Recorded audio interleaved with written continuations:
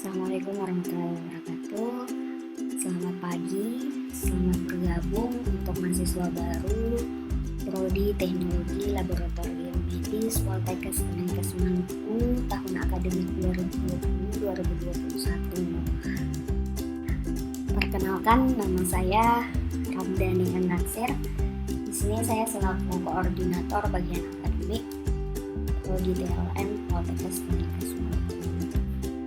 Jurusan Teknologi Laboratorium Medis Poltekkes Kemenkes Maluku merupakan institusi pendidikan tenaga kesehatan di bidang pemeriksaan laboratorium kesehatan, terutama untuk pelayanan kesehatan promotif dan preventif yang bertujuan untuk menghasilkan tenaga ahli teknologi laboratorium medis yang profesional, berkualitas, mampu bersaing pada tingkat lokal maupun nasional.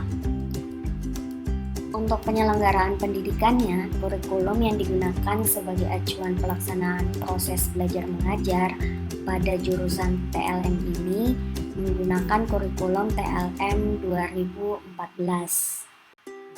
Kurikulum TLM 2014 merupakan kurikulum yang diterapkan pada Poltekkes Kemenkes Maluku yang memuat kurikulum inti maksimal 80% dan kurikulum institusi minimal 20% dengan perbandingan teori 40% dan praktek 60%.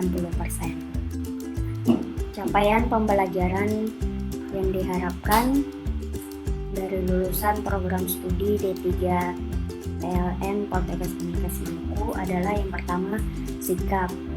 Sikap merupakan perilaku benar dan berbudaya sebagai hasil dari internalisasi dan aktualisasi nilai dan norma yang tercermin dalam kehidupan spiritual dan sosial melalui proses pembelajaran, pengalaman kerja mahasiswa, penelitian dan atau pengabdian kepada masyarakat yang terkait pembelajaran. Capaian pembelajaran yang kedua yaitu keterampilan umum, di mana kemampuan kerja umum yang wajib dimiliki oleh setiap lulusan dalam rangka menjamin kesetaraan kemampuan lulusan sesuai tingkat program dan jenis pendidikan tinggi. Capaian pembelajaran yang ketiga yaitu pengetahuan, di mana pengetahuan merupakan penguasaan konsep, teori, metode, dan atau falsafah bidang ilmu secara sistematis yang diperoleh melalui penalaran dalam proses pembelajaran, pengalaman kerja mahasiswa, penelitian dan atau pengabdian kepada masyarakat yang terkait pembelajaran. Dan yang terakhir adalah keterampilan khusus, di mana kemampuan kerja khusus yang wajib dimiliki oleh setiap lulusan sesuai dengan bidang keilmuan program studi. Nah, bagaimana proses belajar mengajar di jurusan TLM? Sebelum masa pandemi, proses belajar mengajar di jurusan TLM ini dilaksanakan di ruang kelas. Kami di Prodi memiliki 4 ruangan kelas dengan pembagian waktu. Pada pagi hari dikhususkan untuk mahasiswa tingkat 1 dan 3, dan siang hari itu PPM untuk mahasiswa tingkat 2. Khusus untuk proses belajar mengajar praktikum di Prodi TLM itu dilaksanakan di laboratorium. Di Prodi kami memiliki 4 laboratorium yaitu kimia klinik, hematologi, parasitologi, dan bakteriologi.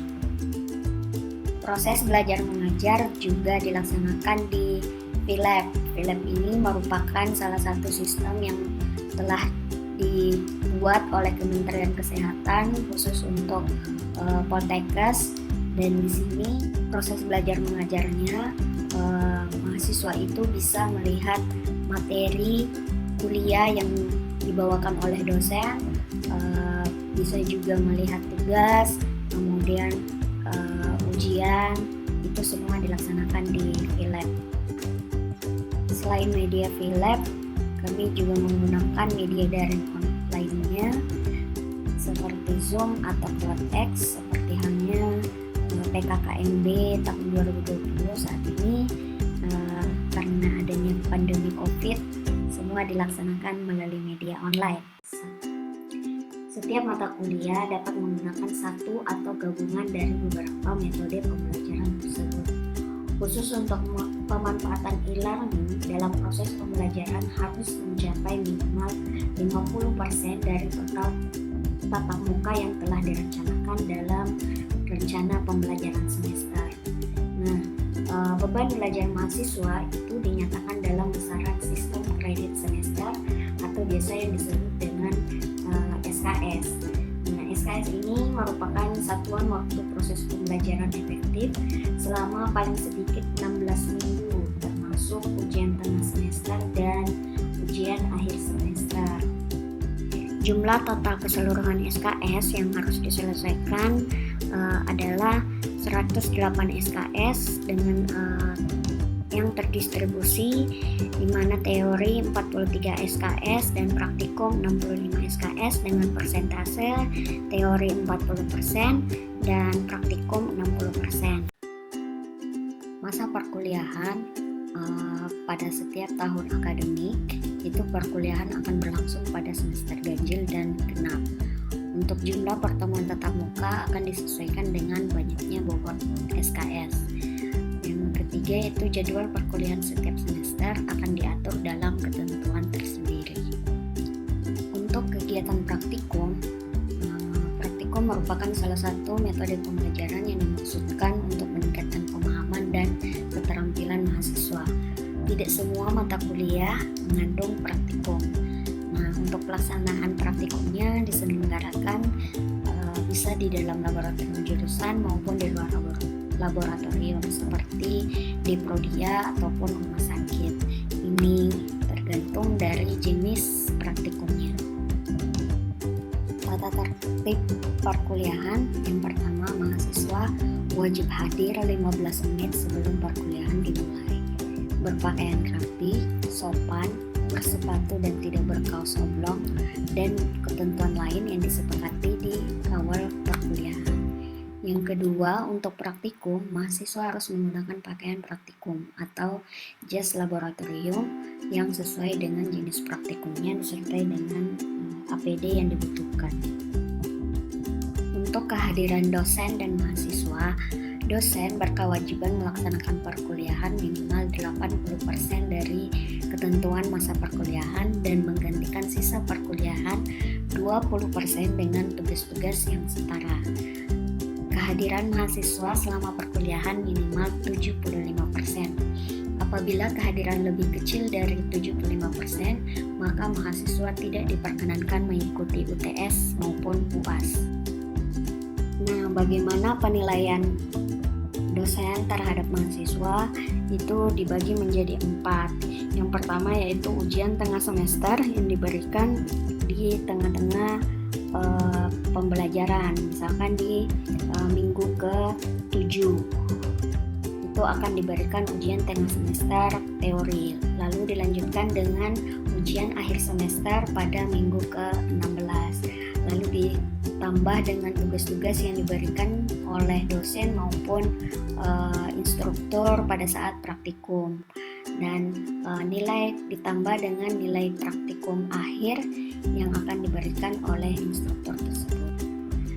Setelah melakukan proses belajar mengajar secara keseluruhan, maka dosen atau koordinator mata kuliah akan menyerahkan nilai akhir hasil ujian UTS dan UAS kepada penanggung jawab akademik, kemudian diumumkan kepada mahasiswa dengan daftar nilai akhir atau berbentuk sebagai berikut. Jadi nilai absolut 79 sampai 100 itu angka mutunya adalah 4 dengan huruf mutu A, lalu nilai absolut 68 sampai 78 itu angka mutunya adalah 3 dengan huruf mutunya adalah B.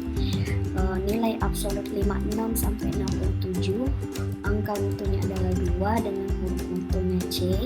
Nilai absolut 41 sampai 55 angka mutunya adalah 1 dengan huruf mutu D, dan nilai absolut 0 sampai 40 angka mutunya adalah 0 dengan huruf mutunya E. Dan inilah jadwal kuliah semester 1 untuk tahun akademik 2020-2021. Jadi ada mata kuliah pendidikan agama, lalu pendidikan Pancasila, bahasa Indonesia, bahasa Inggris, pengantar laboratorium medik, ada ketiga pasien sakti, instrumentasi 1, anatomi fisiologi, kimia dan reagensia dan biologi medik dengan jumlah SKS adalah 19 SKS.